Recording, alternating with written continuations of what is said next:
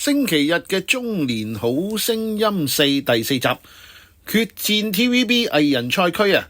咁啊，溫溫呢啱啱就睇完冇耐，我亦都咧可以好大膽咁話咧係中年好聲音系列有史以嚟最好睇、最有娛樂性嘅一集啊！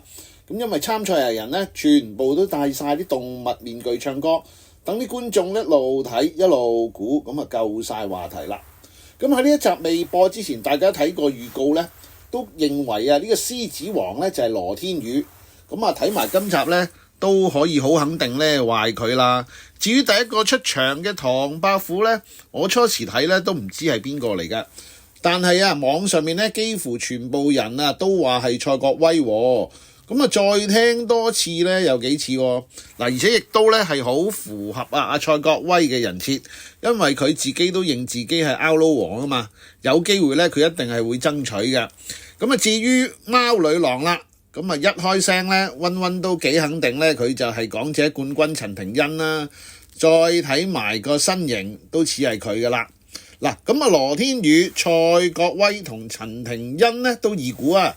嗱咁最多人估嘅呢，一定係企鵝人啦。咁啊點解呢？因為啊佢係唯一一位五燈歌手啊。咁啊而見到網上面呢，好多人呢都估啊，話呢個企鵝人會係視帝張振朗、陳展鵬同歌手鄭俊弘喎。但呢我就唔係咁睇啦。點解呢？喂，大佬啊，就算而家無線少開咗劇啫，咁兩個視帝啊都唔會參加啦。有乜理由啊走去自貶身價，去同啲素人或者唔紅嘅同事爭食呢？嗱咁啊，除非真係無線叫到佢哋去參加啊，為咗製造話題谷收視啦。咁否則呢，我都幾肯定啊，佢哋係好難過到自己嘅心理關口嘅。嗱咁其實企鵝人把聲呢就幾似啊鄭俊弘嘅，但我亦都覺得冇乜可能啦，因為佢已經係歌手啦，仲喺樂壇噶嘛。咁啊，如果佢啊喺咁嘅情況之下都參加，觀眾唔笑佢，同行都笑佢啦。嗱咁至於樹熊公仔呢，就應該好大機會啊許文軒啦。咁啊，由於過去幾屆啊中年好聲音都係擔任後台嘅主持嘅許文軒呢，咁今年呢就竟然冇份做後台主持喎。咁啊，加上樹熊公仔就選用澳洲代表嘅動物嚟做面具，咁啊令到唔少網民呢都覺得應該係阿許文軒噶啦。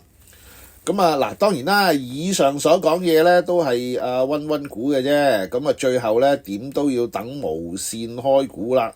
不過呢嗱，有個講法呢就話係真係要等啊嗰個選手被摟呢，咁先至會開估，先至知係邊個藝人嘅。